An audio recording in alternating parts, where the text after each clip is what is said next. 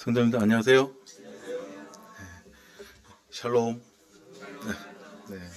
우리 성도님들 가정과 삶에 주님의 평안이 임하시기를 주님의 이름으로 우리 주 예수 그리스도의 이름으로 축복드립니다. 형제님께서 노한 말씀을 하셨는데 저하고 이제 형제님하고 거의 나이가 비슷하거든요. 몇 개를 차이 안 나는데 잘 눈이 안 보이고 그리고 또 여러 가지 질환들이 이렇게 발생이 되는데 어르신들 앞에서 이런 말씀 드리면 뭐 하지만 죄송스럽지만 그래도 이렇게 주님 앞에 더 가까워진다는 게 사실 기쁨은 있습니다.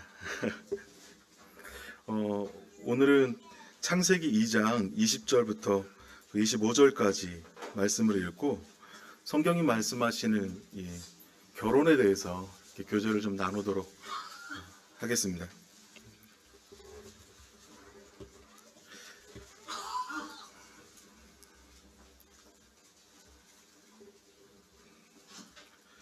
창세기 2장 20절부터 이렇게 한 절씩 돌아가면서 읽겠습니다. 제가 먼저 읽겠습니다.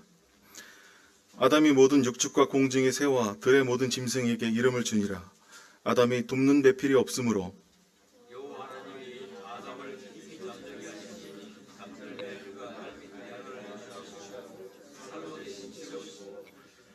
여호와 하나님이 아담에게서 취하신 그 갈빗대로 여자를 만드시고 그를 아담에게로 이끌어 오시니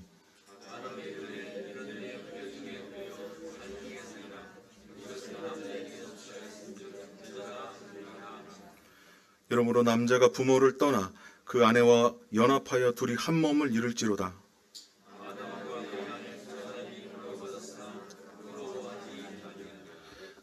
네, 저희 교회 주님께서 축복하셔서 많은 청년 형제 자매님들이 우리 주 예수 그리스도 안에서 가정을 이루게 하시는 것을 보면서 주님께 참 감사한 마음이 있었습니다.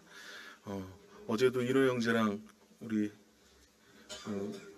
하연 자매랑 이렇게 같이 결혼을 했는데 그 친구 둘이 처음 구도자로 저희 교회에 와서 하나님을 알지 못하는 상태에서 복음을 듣고 주님의 자녀로 영접되고 그리고 또 교회로 이렇게 영접되고 가정을 이루는 모습을 보면서 이것이 얼마나 아름답고 위대한 일인지에 대해서 생각해보고 그리고 그 둘의 성원을 통해 선언문을 낭독하는 그 주례사를 통해서 너무나 참 감사하고 아름답다라는 생각을 해보게 됐습니다.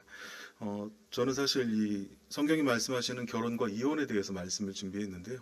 근데 시간상 오늘은 성경이 말씀하시는 결혼에 대해서 먼저 좀 나눴으면 합니다. 창세기 2장 18절부터 보시면은 여호와 하나님이 가라사대 사람의 독처하는 것이 좋지 못하니 그를 위하여 내가 돕는 배필을 짓겠다 이렇게 말씀하고 계십니다. 하나님께서는 자기의 형상으로 유일무이하게 자신을 닮은 인생을 창조하시고 그리고 그 코에 생기를 불어넣으셔서 참 하나님이 원하시는 그러한 사람으로 만드셨습니다. 근데 하나님께서는 그가 혼자 있는 것이 좋지 못하다라고 말씀하셨습니다. 이 말씀의 의미는 사람은 관계를 맺으면서 살아가야 된다라는 말씀이죠. 홀로는 살아갈 수가 없습니다. 독처하는 것은 외롭고 그리고 또 고독한 것입니다. 그래서 하나님께서는 이제 19절 보면 흙으로 각종 들짐승과 공중의 각종 새를 지으시고 아담에게 이렇게 데리고 오십니다. 그리고 그 이름을 어떻게 짓나 그것들에게 이렇게 이름을 짓는 모습을 보여주시는 장이 나옵니다. 그리고 20절을 보게 되면 아담이 모든 육축과 공중의 새와 들의 모든 짐승에게 이름을 주니라. 아담이 돕는 배필이 없었다. 이렇게 얘기하고 있습니다. 하나님께서는 이 땅을 다 만드시고요. 마지막에 육축을 다 만드시고 동물을 만드시고 아담에게 동물들의 이름을 짓게 하십니다. 그러면서 아담이 하나님이 이끌어 오셨어요. 그냥 온 것이 아니라 이끌어 오시고 배필이 있는지 없는지에 대해서 자기와 합할 수 있는 존재가 있는지 없는지에 대해서 주님 보여주시는 장입니다. 여기서 돕는 배필이라는 뜻은 히브리어로 에제르 케네키드라고 하는데요. 이건 이제 단순히 조수가 아니라 함께 맞서다 그리고 균형을 이루는 존재다라는 뜻이 있습니다. 하나님께서 많은 동물들을 창조하시고 아담에게 데리고 왔지만은 본인과 함께하고 본인과 연합해서 균등하고 평등하게 하나 될 수 있는 존재가 없다라는 것을 주님 보여주셨다는 거죠. 그리고 또 이 말씀에는 이 여자라는 존재, 이샤라는 이 존재는 남자의 부족하는 하위 존재가 아니라 하나님의 형상을 따라서 동등한 그러한 대등한 존재로 만드셨다. 그런 의미를 담고 있습니다. 이 말씀을 통해서 저희가 볼 수 있는 건 뭐냐면요. 다른 말로 해석을 하면은 우리가 고린도전서 5장 14절에 있는 말씀을 여기서 적용할 수 있을 것 같습니다. 너희는 믿지 않는 자와 멍에를 같이 하지 말라. 의와 불법이 어찌 함께하며 빛과 어두움이 어찌 사귀며. 믿지 않는 자와 멍에를 같이 하지 말라. 대등하지 않은 존재라는 뜻인데요. 여기서 그 멍에를 같이 한다는 것, 이 소라 동물을 같이 이렇게 멍에를 메운다는 것은 이제 농경사회에서 고대 농경사회에서 이제 동물이 한 마리가 아니라 큰 농사를 이을 땐 두 마리 또는 세 마리를 짓게 되는데 여기서 한 마리는 소로 하고 그리고 한 마리는 나귀로 하고 또 한 마리는 말로 하면 농사가 잘 지어질까요? 더 효율적일까요? 그렇지 않습니다. 나귀는 고집이 세고 말은 성격이 급합니다. 소는 우직한데 서로 다른 존재, 다른 그 형태를 가지고 있는 존재가 어떤 일을 하게 되면 모두가 상처를 입게 되는 거죠. 말씀의 원어에는 멍에를 같이 하다는 헬라어가 헤테르, 다른 이질적인 뜻입니다. 그리고 멍에에 짐을 메우는 도구는 주고스라고 합니다. 이게 무슨 뜻이냐면 이 이질적인 다른 두 존재가 함께 할 수 없다는 겁니다. 위에 말씀한 하나님이 돕는 배필로서 이 교회 안에서 거룩한 성도를 부르고 그리고 함께 하신 이 영혼들은 이 세상에 우리가 믿지 않았을 때 가지고 있던 생명, 그것과 그 사람들과 함께 하면서 같이 어울릴 수 없는 완전히 형질적으로 육체적으로는 동일해 보일 수 있죠. 근데 영적으로 형질적으로 다른 존재다라고 주님 말씀하시고 있다는 겁니다.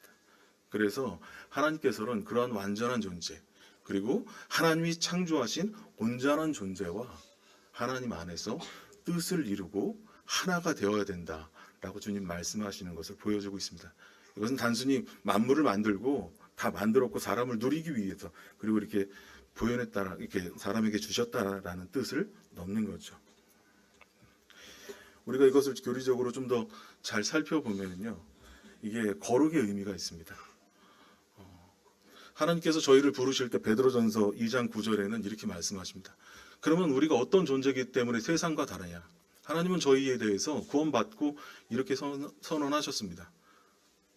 하나님 우리를 부르시고 의롭다 하시고 거룩하게 하셨습니다.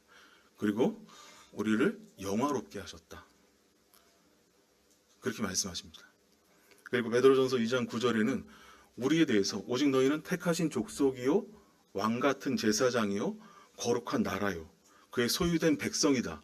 이렇게 말씀하고 있습니다. 우리를 어두운 데서 불러내어서 그의 기이한 빛에 들어가게 하신 그 아름다운 덕을 선전하게 하시기 위해서 우리를 이 세상과 다르게 에클레시아 따로 불러내 교회라고 말씀을 하십니다.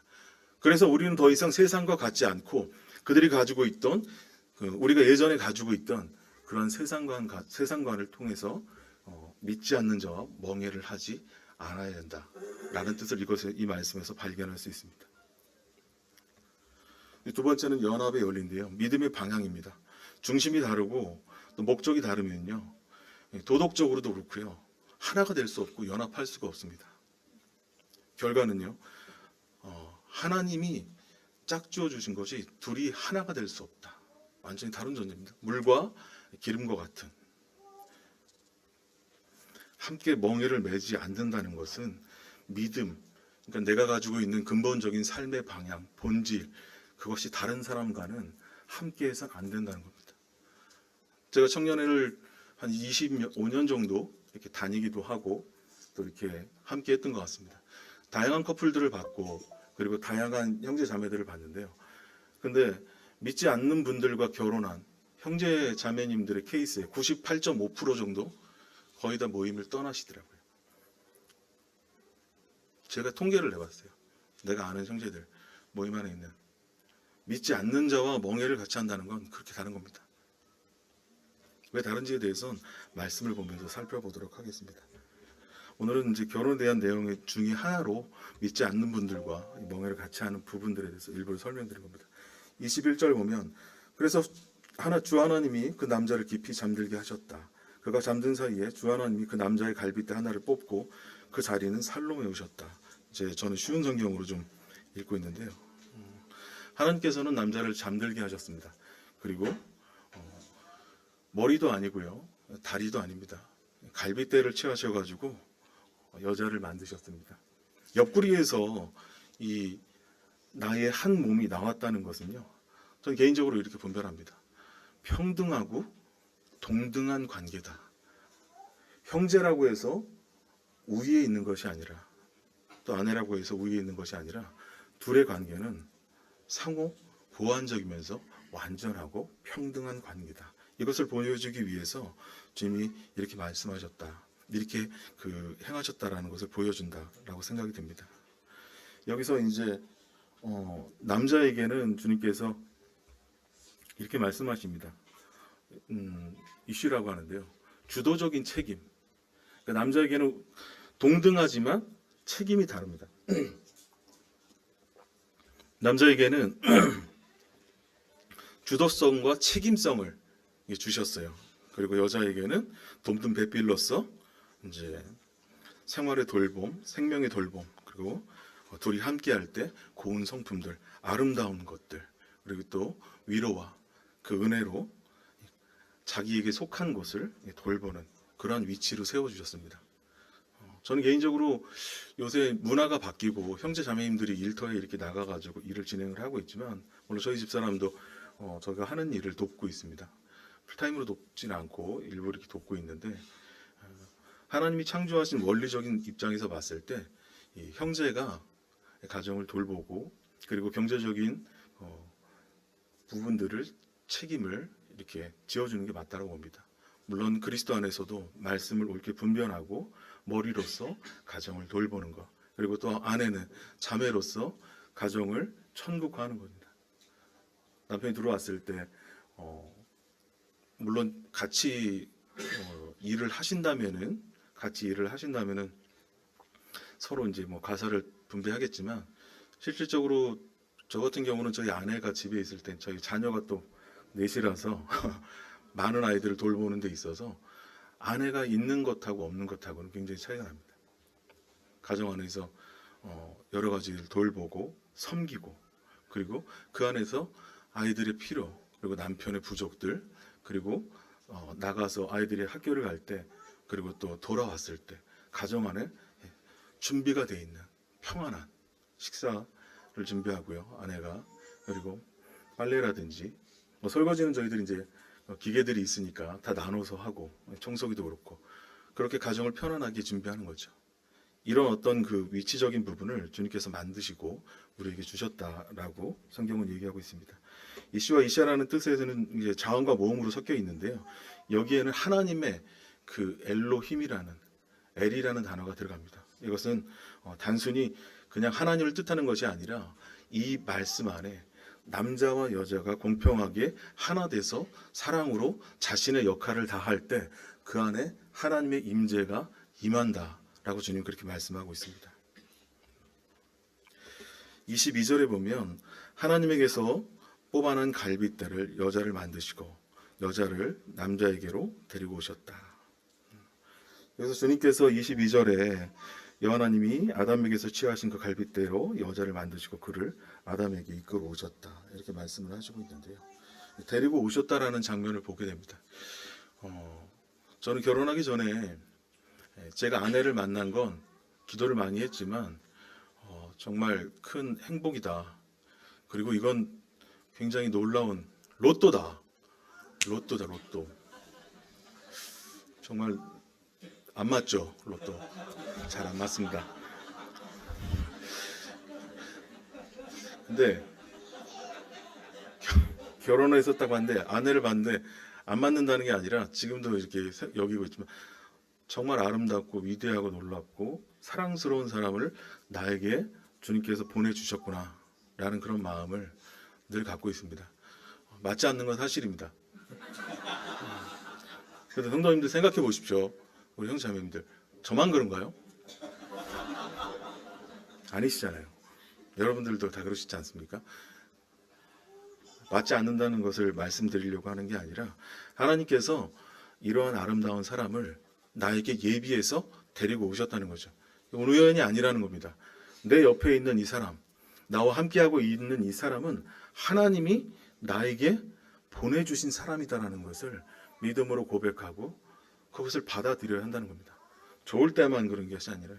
저 연애할 때 제가 아내한테 뭐 막 꽃도 제 생각에는 한 3개월인 것 같은데 한 달이라고 그러더라고요.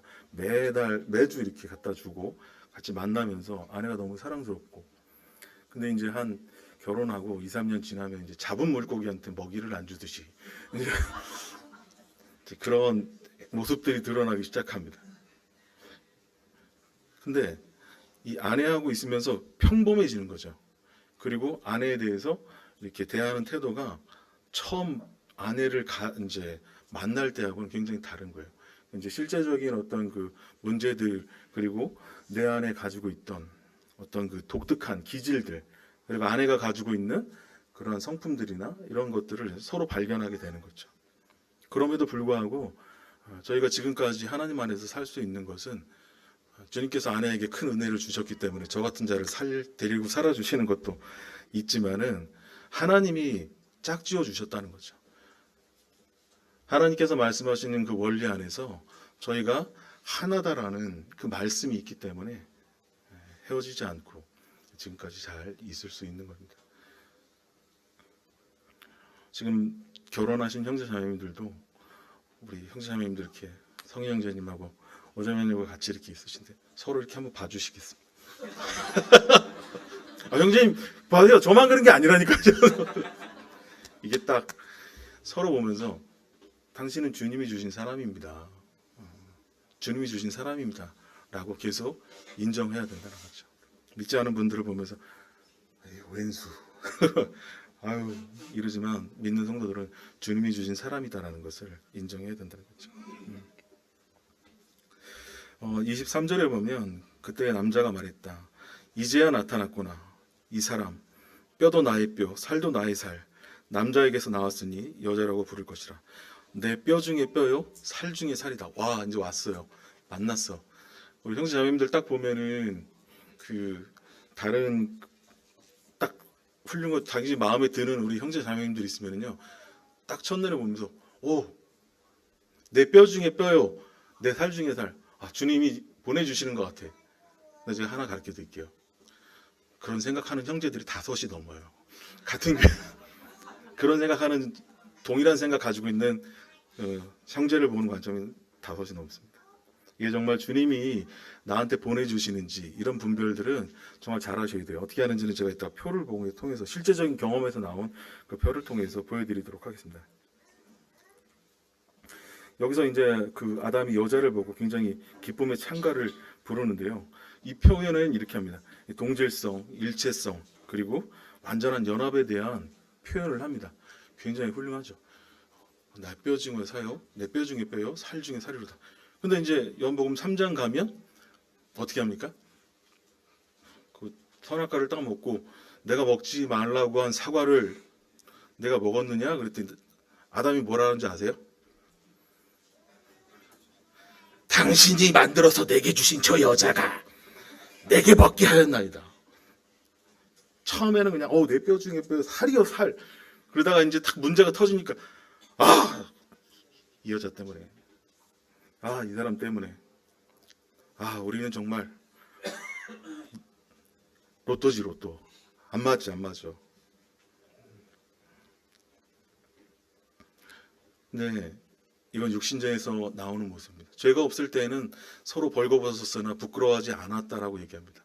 근데 죄가 들어오고 나서 이 결혼의 과정이 이렇게 흐트러지고 분열되고 찢어지는 걸 보게 됩니다. 죄가 들어왔다는 것은 하나님의 주관하에서 세상의 주관으로 바뀌었다는 거예요. 우리가 결혼할 때는 굉장히 성령의 능력으로, 그리고 또 믿지 않는 자들도 하나님이 주신 그 아가페적인 에로스적인 사랑으로 사랑하지 말라고 해도 사랑이 오게 됩니다. 근데 조금 살아보고 나면은요, 이제 허니문 시간이죠. 그동안에 용서하고 사랑하고 이해했던 그런 과정들이 조금씩 깨지면서 이제 비난하고, 그리고 나한테 맞추려고 하고, 그리고 나와 같아지길 원하는 겁니다.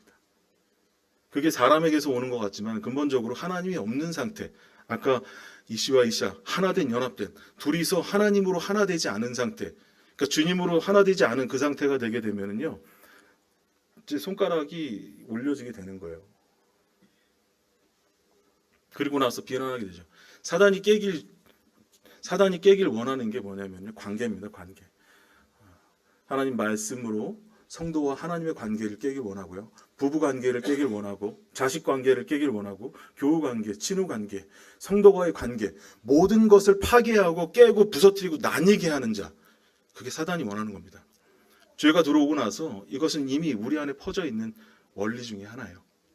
그렇지만 하나님이 짝지어 주신 것을 사람은 나눌 수가 없습니다. 분이 나고 힘이 들지만 하나님께서 말씀하신 내 뼈 중에 뼈요, 자신이 고백했던 살 중에 살. 쉽게 설명드리면 성도님들 성원 선언 다 하셨죠? 네, 물을 수 없어요. 네, 물을 수 없습니다. 물을 수 있다고 생각하는 분들은 이혼에 대해서 성경이 말씀하고 있는 내용도 살펴보겠습니다. 다음 시간 때. 24절 보시면은 이제 창조 질서의 결론에 대해서 주님 말씀하십니다.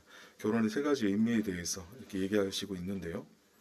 24절에 이러므로 남자가 그 부모를 떠나 아내와 연합하여 둘이 한 몸을 이룰지니라. 여기 이제 세 가지 의미가 나옵니다. 그러므로 남자는 아버지와 어머니를 떠나다. 떠난다는 것은 부모님으로부터의 정서적인, 그리고 인격적인, 육체적인 분리를 말하고 있는 겁니다. 이제까지 이제 부모님에게 의지했었던 모든 물질적인 것들이나 정서적인 것들, 그리고 뒷받침됐던 것들을 뒤로 하고 이제 새로운 사람과 하나의 관계를 새롭게 형성하는 거죠. 이것은 영적인 것뿐만 아니라 세상의 법으로도 인정받을 수 있는 독립적인 관계, 그리고 합법적인 관계여야 됩니다. 요새는 결혼하지 않고 동거하고 이렇게 지내는 것에 대해서 세상에 너무 쉽게 여기고 있습니다. 예전에는 저희 한 30년 전만 해도 옆에서 이제 여자애가 딴 남자랑 바람회하고, 아니면은 결혼하기 전에 이런 그 동거를 하고 남자친구 만나면은요, 동네에서 이렇게 어르신들이 자기 딸처럼, 야, 너 어디가? 너 지금 몇 시인데 안 들어와? 그러면서 남자랑 같이 오면은, 너 누구니? 동네 분들이 굉장히 그런 부분들에서 엄숙하게 생각했어요. 근데 세상이 변했어요. 옛날에 어떤 그 목사님 말씀하신 건데, 목사님 딸이 아빠 세상이 변했어요. 그랬더니 세상이 변했습니다. 근데 그 세상을 변하게 하는 거는 누굽니까? 물론 큰 섭리적인 입장에서 보면 하나님께서 그러한 하나님의 그 계획 안에서 준비하시는 일이긴 하지만, 이 주관자인 사탄이 이 세상을 점점 종말로 치닫게 하는 겁니다. 그때는 점점 거룩한 것이나 성결한 것들이 사라져가는 거죠. 그렇죠? 그래서 둘이 연합해서 한 몸을 이루는 일에 대해서 합법적인 일들을 이루지 못하게 하는 것이죠. 그래서 우리 성도님들, 우리 그 형제자매님들, 특별히 형제자매님들, 청년분들은 결혼하기 전에 동거를 한다든지, 그리고 또 같이 잠을 잔다든지 혼전 순결을 지켜야 합니다. 그것은 범죄예요. 하나님 앞에 죄입니다. 여러분들이 숨기고 결혼할 수 있겠지만 성령께서 탄석하시고 그 가정을 그렇게 사랑하시지만 축복하시진 않아요. 그리고 그것을 주님 앞에 내려놓기까지 큰 어려움이 많이 있을 겁니다. 실제 사례들을 통해서 말씀드리는 겁니다. 또 하나는 부모님을 떠나서 하나 됐다는 겁니다. 결혼하면은요, 결혼하고도 여전히 그냥 마마보이처럼 아버지한테, 엄마한테 와가지고 이것 좀 해줘, 저것 좀 해줘, 이것 좀 도와줘, 이것 좀 해줘. 저는 한 20살 정도 되면은, 물론 대학에 이제 가면 또 거기 부양을 해야 되지만 자기가 책임을 져야 된다라고 생각을 합니다. 형제들은요.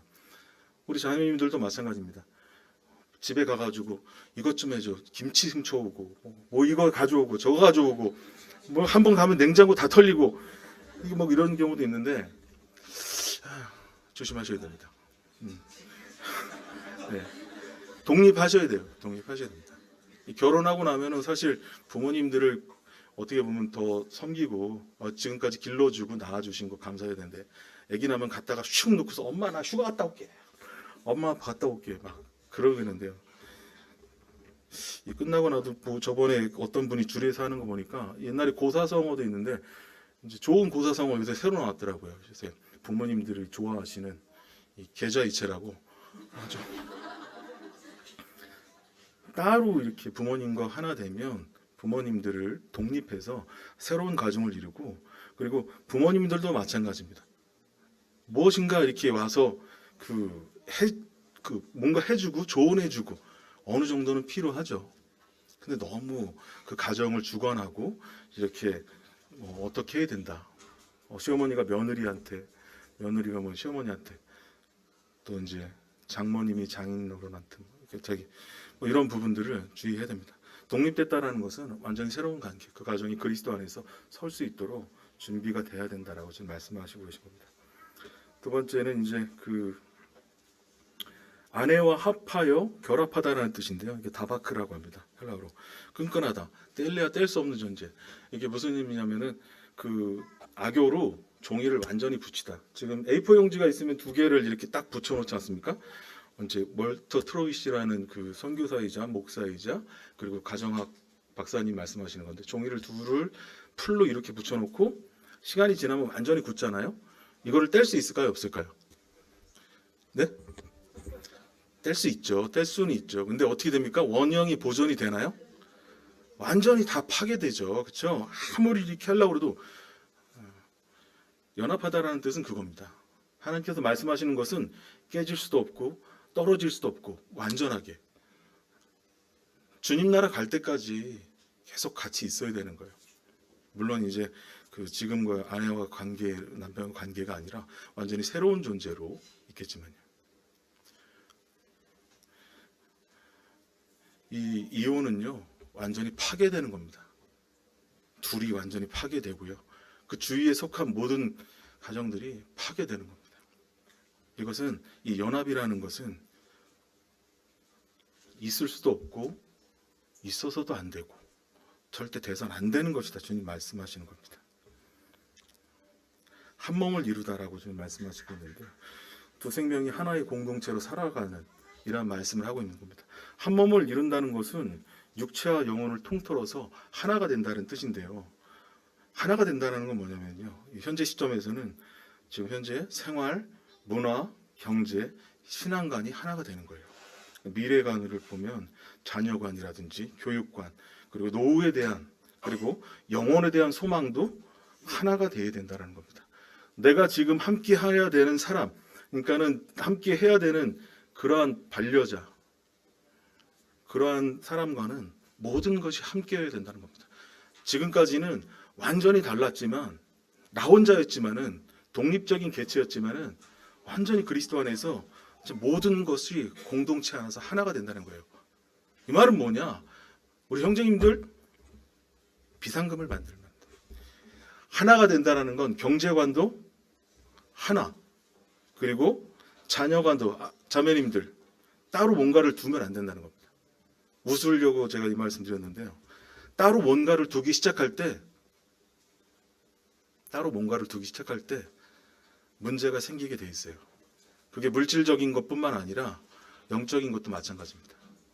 제가 뭐 비상금 얘기를 했는데요. 믿지 않는 사람들은 많은 것들을 비밀로 합니다. 제가 옆에 그 일하는 분들의 모습을 보면요, 아내 외에 여러 분들을 이렇게 몰래 숨겨두더라고요. 아내 외에. 아주머니들도 뭐 다르시냐? 아주머님들도 남편 외에 다른 분들을 숨겨두고 계십니다. 그리고 경제적으로도 독립된 관계. 나는 이 사람하고 있으면 빨리 헤어지고 이제 나가고 싶어. 자녀관도 마찬가지입니다. 요새 뭐 요새도 그런지 모르겠는데 남편의 그 자녀를 잘 키우려면은 방임과 시댁의 경제력과 그리고 뭐 어머니의 정보력이 있어야 된다. 이렇게 얘기해야 이 아이가 이 세상에서 잘 자란다라고 세상은 그렇게 얘기하고 있더라고요. 근데 자녀들이 자라는 문제에 있어서 특별히 어머니의 책임이 저는 많이 있다라고 보는데요. 어머니를 통해서 이 아버지를 통해서도 이 교육, 이 자녀에 대한 미래관이 바르게 세워져야 됩니다. 지금까지 세상에서는 나를 위해서 살았고 돈도 나를 위해서 썼고 그리고 문화도 어떤 뭐 음악이나 이런 것들도 나를 위해서 살았다면 이제 그리스도 안에서 서로 만나는 거예요. 근데 조심해야 될 부분은 뭐냐면요. 형제님들 집에서 게임만 하고 평생 그렇게 자라오다가 신앙생활에서 가정 가지면은 그 게임이 없어질 것 같아요, 습관이? 아내들 그걸 보고선 내 뼈 중에 뼈, 살 중에 살이라고 들어왔는데 우리 형제 맨날 게임만 해요. 우리 형제 뭐 저기 뭐만 해요. 우리 형제 당구 치고 뭐. 우리 형제 술 먹고 담배 못 끊고. 여러분 주님 안에서 완전해지라고 하는 건 아니지만은요. 이제 하나가 된다라는 건 준비가 필요한 겁니다. 내가 가지고 있던 그런 습관들, 그런 것들 숨기시면 안 돼요. 결혼하기 전에는 물론 그렇게 다 이야기하고 어떻게 결혼하냐 할 수도 있겠지만 그런 것들을 주님 안에서 자제하고 준비해야 됩니다. 하지 말라는 게 아니에요. 못 끊을 수도 있습니다. 술도 그렇고 담배는 바로 뭐 그건 너무 좋지 않기 때문에 뭐 마약이나 이런 걸 말씀드리는 거 아닙니다. 못 끊는 그런 생활 습관들이 있을 수 있지만 그런 것들을 실질적으로 그리스도 안에서 버리는 것들, 그러한 훈련들, 결혼하기 전에 이러한 모습들을 갖는 것이 필요하다고 지금 말씀하신 겁니다. 이것이 연합을 이루는 그런 단계 중 하나입니다. 남자가 그 아내와 25절 둘 다 벌거벗었으나 부끄러워하지 않는다 이렇게 말씀하고 있는데요. 옷을 입지 않았다는 상태를 말씀하고 있습니다. 제가 들어오기 전에 사람의 인격적인 상태를 나타내고 있는데요. 둘이 순결했고 그리고 굉장히 신뢰성이 있었고 그리고 둘이 하나 돼도 부끄러워하지 않았습니다. 벌거벗었다는 것은 외적으로 아무것도 가리지 않았다는 거죠. 숨기지 않았다는 겁니다. 내적으로도 서로의 마음이 하나 됐다는 겁니다. 부끄럽지 않다는 거 이게 보시는데요. 히브리어로 죄나 불의 앞에서 생기는 감정. 아담과 하와는 이런 감정들이 없었어요. 근데 어떤 문제들을 숨기면서부터 이런 것들이 드러나면서부터 갈라지기 시작한다는 거죠. 우리는 그리스도 안에서 예전에 가지고 있던 모습들이 달라졌습니다. 그렇다고 해서 완전히 벌어진 상태는 아닙니다. 주님은 이것에 대해서 가리지 말고 숨기지 말고 주님 앞에서 가지고 가야 된다. 그렇게 말씀하십니다. 잠시만요. 제가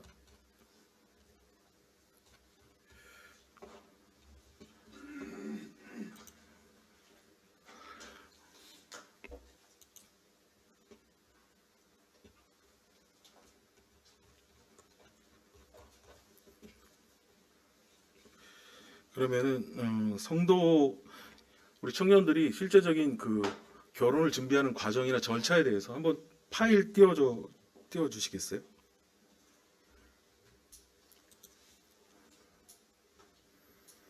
네, 우리 청년 형제님들이 가져야 되는 이 절차에 대해서 성경 교리 원리적으로 한번 준비를 해봤습니다. 이거는 이제 세상에 나와 있는 자리는 아니고 제가 이제 청년회를 하면서 실제 준비해본 자료입니다. 이제 결혼을 하려면 우리 청년 형제 자매님들 하려면은요 먼저 준비 과정이 필요합니다. 성경적인 원리에 따라서 먼저 영적으로, 정신적으로, 육체적으로, 경제적으로 준비가 돼 있어야 됩니다. 영적으로 준비가 돼 있다는 것은 하나님의 말씀 안에서 그리고 몸된 교회 안에서 인정된 자로 일꾼으로 세워진다는 겁니다. 몸이 성실해야 되고요. 하나님을 사랑하는 마음이 있어야 됩니다. 그리고 정신적으로도 바른 가심, 바른 언어나 태도가 가지고 있어야 돼요. 인격적으로. 그 형제가 온전한지 안 한지는 그 형제의 언어 상태를 보고 알 수 있어요. 우리 자매님들 잘 알아두시면 좋을 것 같습니다. 형제님들도 마찬가지고요. 그리고 육체적인 준비라는 것은요, 이제 나이가 그 차는 것과 문제 없이 그리고 이제 뭐 성장을 하는 것과 상관없이 육체적으로 잘 준비가 된다는 것은 가정을 잘 이끌 만한 준비가 되어야 된다는 겁니다. 요새는 이제 대학 졸업하고 대학원 졸업하고 군대 갔다 오고 나면은 굉장히 나이가 됐습니다. 근데 이제 고등학교 졸업하고 이제 갓 20살, 21살밖에 안 된 형제 자매님들이 결혼한다고 했을 때 실제 사례지만 이것에 대해서 마음이 있고 서로 주님 안에서 사랑하는 마음, 성결한 마음, 그리고 교회 안에서 인정받는 형제 자매이면요, 교회에서 허락을 해줍니다. 지금 그런 형제 자매님이 열심히 주님을 섬기고 그때 이제 20살, 21살밖에 안 됐는데 결혼을 했어요. 고등학교 졸업하자마자 형제도 일을 하고 자매도 일을 하면서요. 이 경제적인 준비라는 것은 형제는 평균적으로 뭐 한 5천 이상, 뭐 이상, 뭐 이렇게 되는 게 아닙니다. 제 그냥 예를 들면은 저희는 아내하고 결혼할 때 그런 마음이 있고 주님이 결혼할 자금과 그리고 저희 보증금이 5천에 그때 30만 원인가 10만 원인가 30만 원으로 이렇게 시작을 했거든요. 돈에 많고 적음이 중요한 것이 아닙니다. 둘이 주님 안에서 한 마음이 있다면은요, 이런 경제적인 사정을 갖고 준비하고 이제 가정을 갖는 것이 축하다. 이럴 때 가정이 이제 준비가 됐다라고 보는 겁니다. 또 기도와 교회 일꾼에게 부탁해야 되는 겁니다. 우리 형제 자매님들 중 결혼을 할 때 물론 이제 두 가지 방법이라고 예를 들었습니다. 내가 마음에 드는 사람이 있으면요, 제가 가가지고서는 우리 주연 자매가 있으면 자매 좀 결혼 저기 너무 마음에 든다. 같이 이렇게 교제했으면 좋겠다. 이렇게 얘기하는 게 잘못은 아니에요. 근데 조심해야 됩니다. 결혼을 결심했다면 먼저 주님 앞에 그 대상에 대해서 기도를 해야 됩니다. 그리고 하나님 앞에 기도하고 그 대상에 대해서 일꾼들에게 장로님들이나 아니면 담당하는 일꾼분들에게 찾아가서 그분들한테 말씀을 드리는 거예요. 제가 이러한 부분으로 이렇게 기도하고 있습니다. 그럼 장로님들은 가가지고서는 그냥 형제가 좋대 이렇게 얘기하나? 그렇지 않습니다. 장로님들은 기도해 보라고 하고 자매한테 의사를 물어보고 결혼에 대한 마음이 있는지, 그리고 혹시 기도하는 사람이 있는지 있다면은 알았다라고 형제한테 얘기해 주면 되는 거고, 없다면은 결혼에 대해서 기도해 봐라. 결혼에 대해서 기도하고 이렇게 기도를 한두 주 정도 이렇게 기도해 보고 여전히 그런 마음이라면은 그때 이제 형제하고 소개를 하면서 만나볼 의향이 있다. 아니다라고 하면은 아니다라고 말씀을 해주는 거고, 의향이 있다면은 둘이서 교제할 수 있도록 주선을 해주는 겁니다.